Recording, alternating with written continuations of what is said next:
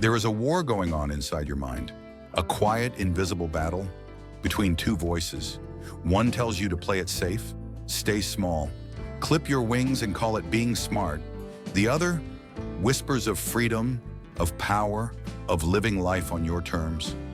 But that second voice, it's quiet, because for years you were taught to ignore it. From the moment you stepped into a classroom, the system began its work.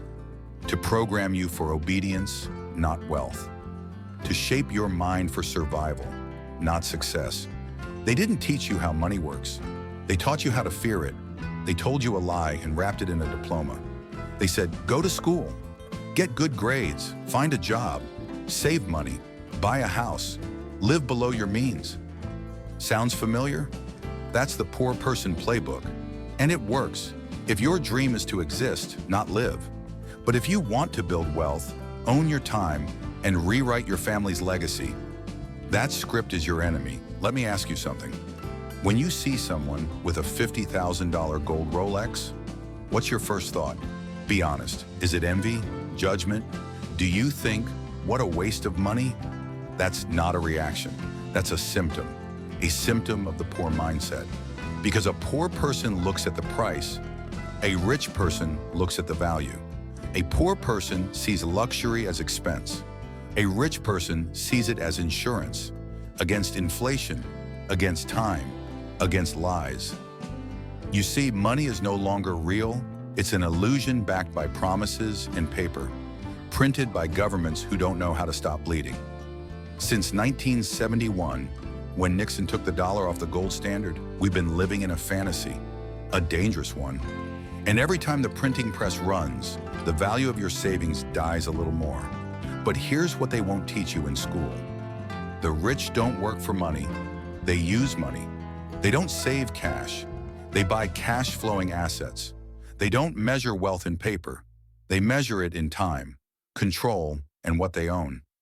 While the poor clutch their paychecks and pray for a raise, the rich borrow fake money to buy real assets, real estate, gold, oil, businesses, things that beat inflation and grow even as the system rots from the inside. Let me show you something. Here's a 1964 Kennedy half dollar, pure silver, and next to it, a crisp $10 bill. Which do you want? Most people grab the $10. They see the number, not the substance. But that 50-cent piece, it's worth far more today than the $10 in paper. Because real money doesn't lie. It doesn't inflate. It doesn't beg governments for validation. It just is. This is Gresham's law in action. Bad money drives out good. When paper floods the market, real value goes into hiding. The wise accumulate assets. The poor chase paychecks.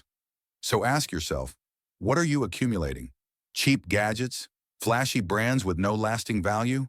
Food that poisons? Entertainment that numbs? Opinions that paralyze? Do you spend your time trying to look rich while staying poor? Because the truth is brutal.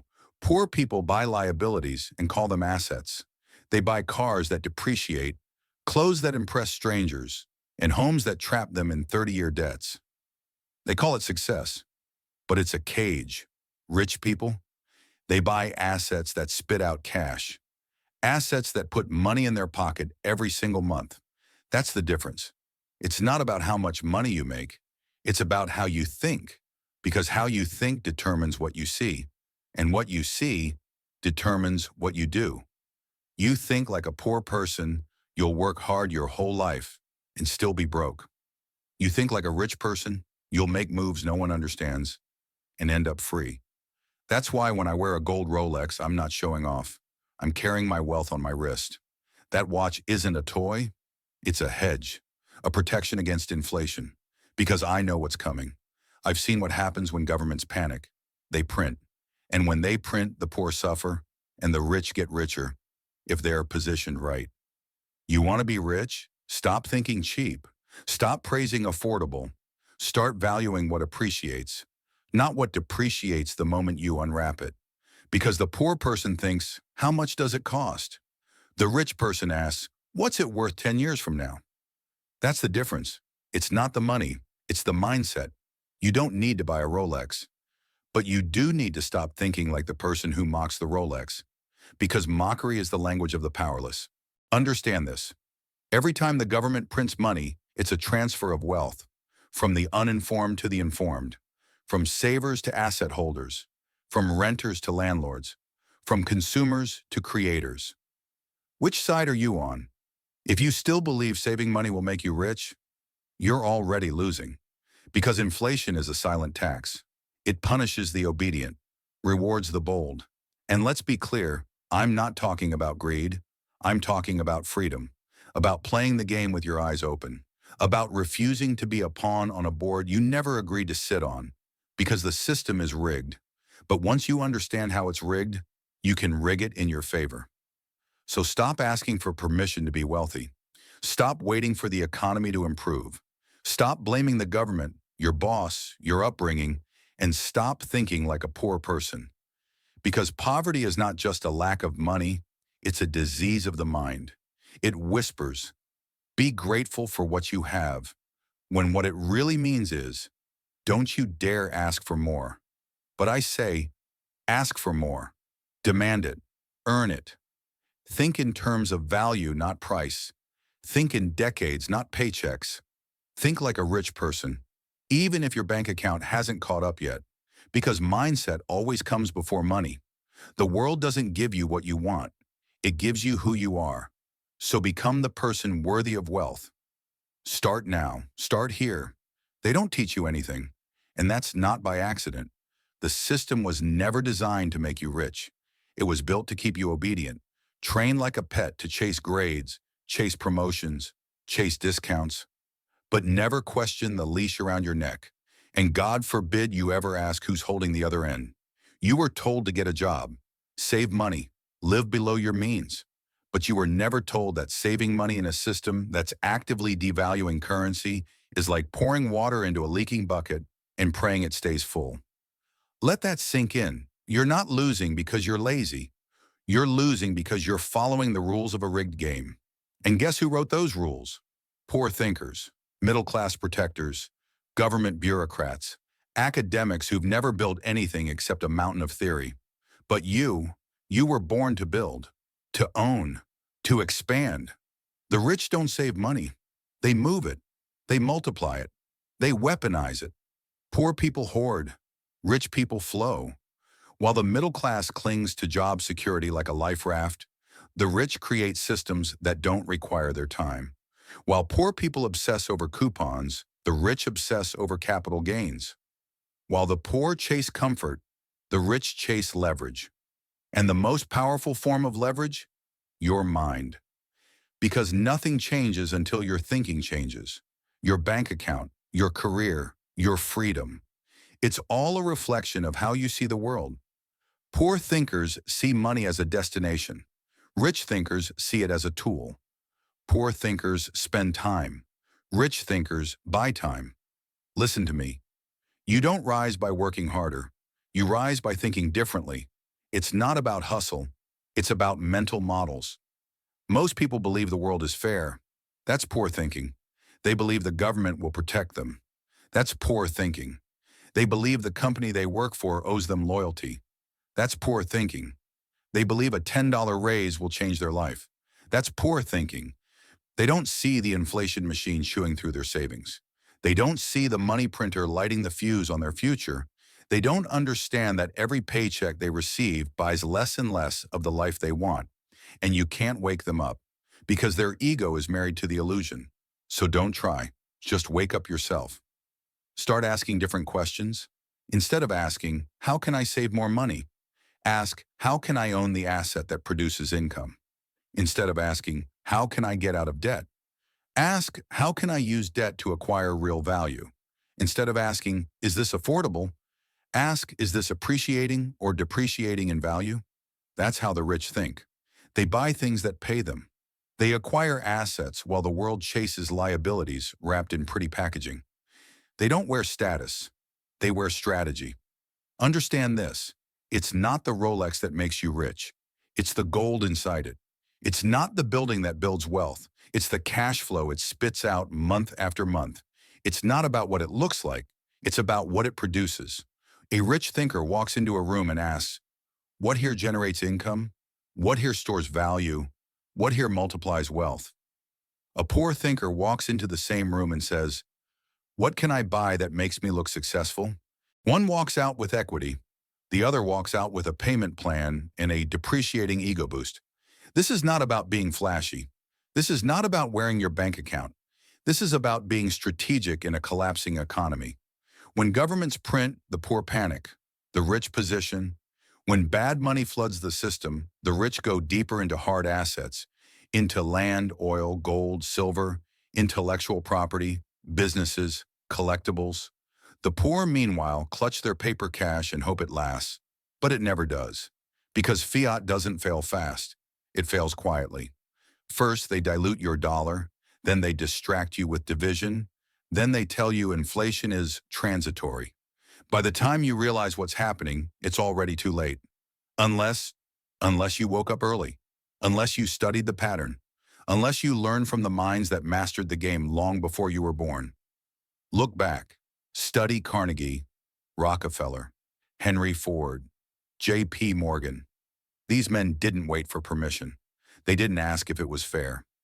They understood that the world runs on systems, and whoever builds the system owns the outcome. Poor people work in systems. Rich people own them. And today you have more opportunity than any generation in history to own a system, whether that's a business, a digital product, an online brand, a rental property, a licensing deal, an audience, but only if you're thinking rich. Because if you're still thinking like a poor person, you'll walk past those opportunities every day and not even recognize them. You'll scroll past someone offering you the blueprint and say scam.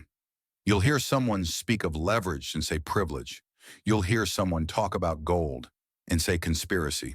Because the poor mindset defends its own chains. It protects the cage and calls it a home. It worships the job and calls it a purpose. It bows to paper and ignores value.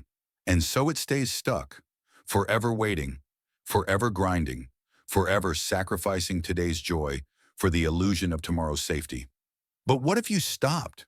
What if you questioned everything? What if you stopped thinking like a poor person, not by chasing riches, but by understanding value? Not value in what you buy, but value in how you think. Because when your thinking changes, everything follows. Your actions shift, your energy transforms, your decisions sharpen, and suddenly the world doesn't feel like it's crushing you. It feels like it's offering you the pieces. You just have to think like a builder, not a beggar.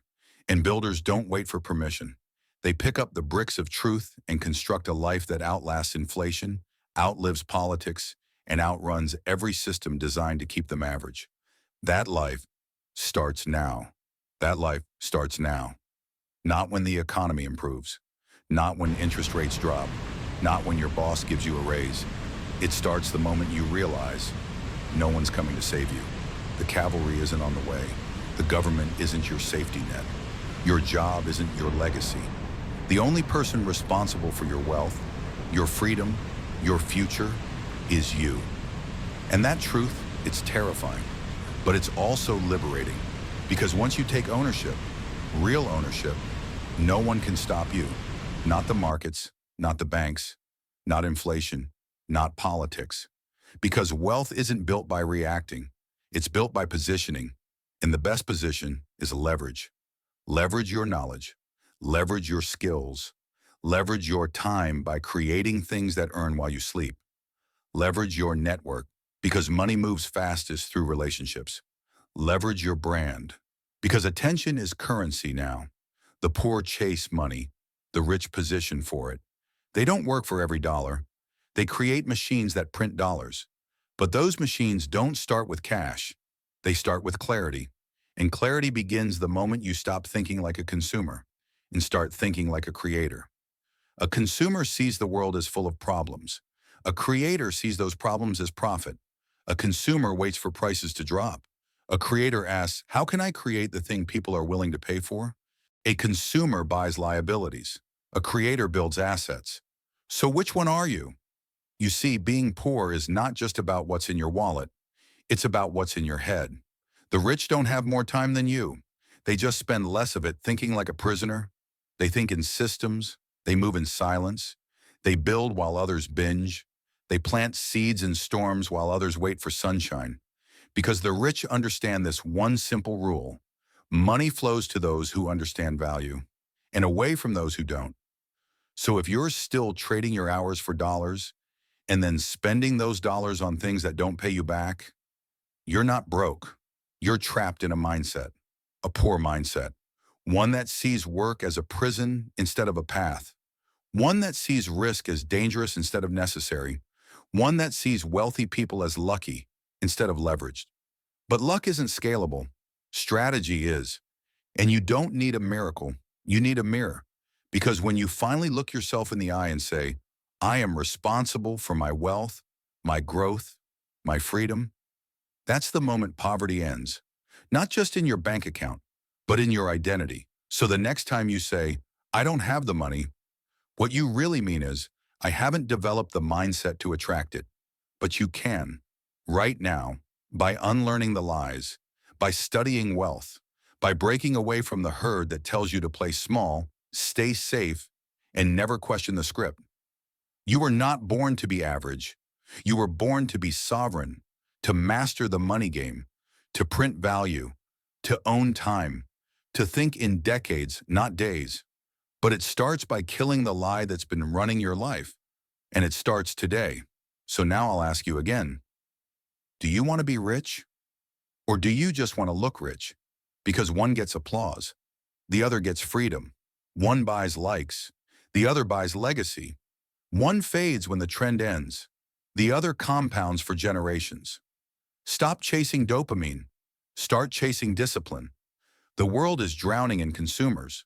What it needs is more creators, more builders, more people who rise from nothing, stare their excuses in the face and say, not me, not anymore. Because poverty isn't just financial, it's spiritual. It's the soul of a lion trapped in the cage of a sheep's beliefs. And you? You were born for more. You were born to own assets, not be one, to design a life, not escape from it, to wake up excited, not exhausted, to leave proof that you existed, not just footprints in debt. So stop waiting, start becoming, stop scrolling, start building.